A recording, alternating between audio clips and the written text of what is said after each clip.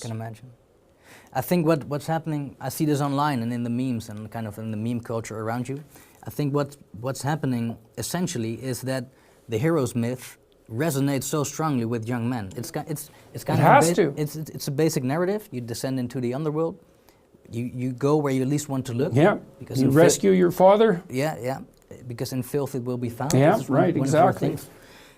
And so that which you most need is to be found where you least want to look. Yeah, it's a King Arthur theme. Mm-hmm. That's right. It's the whole theme of the Holy Grail. That's exactly right. Well, so there's a little story that goes along with that. So King Arthur and his knights are all sitting around a round table, which implies that they're of equal stature, essentially.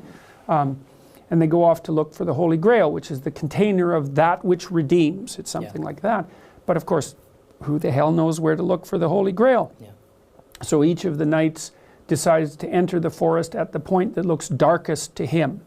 Right, and that's a hell of a story, because first of all, it shows that courage is the first requirement, right? Yeah. Because you look for what's darkest and you go in there. That's part of, Jung developed that idea quite substantially with regards to his notion of the shadow. And it's also, I think it's also what makes this believable for people, because, the alternative is something like, well, look for happiness. And everyone thinks, well, I'd rather be happy than miserable, and like, fair enough, but there's nothing about that has any nobility. And it's not believable. No one believes that, because everyone knows that life is bounded by tragedy and that malevolence abounds. Everyone knows that. Yeah.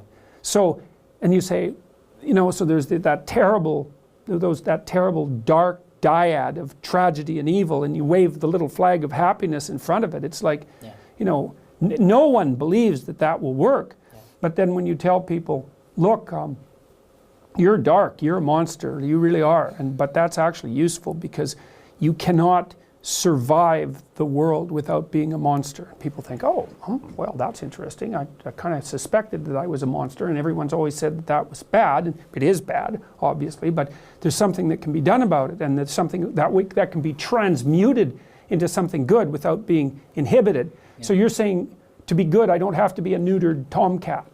To be good, I can be a monster, but I can be like a civilized monster. It's like, yeah, that's what you should aim at. You should be unbelievably dangerous. The more dangerous you are, the better. And then you should control that.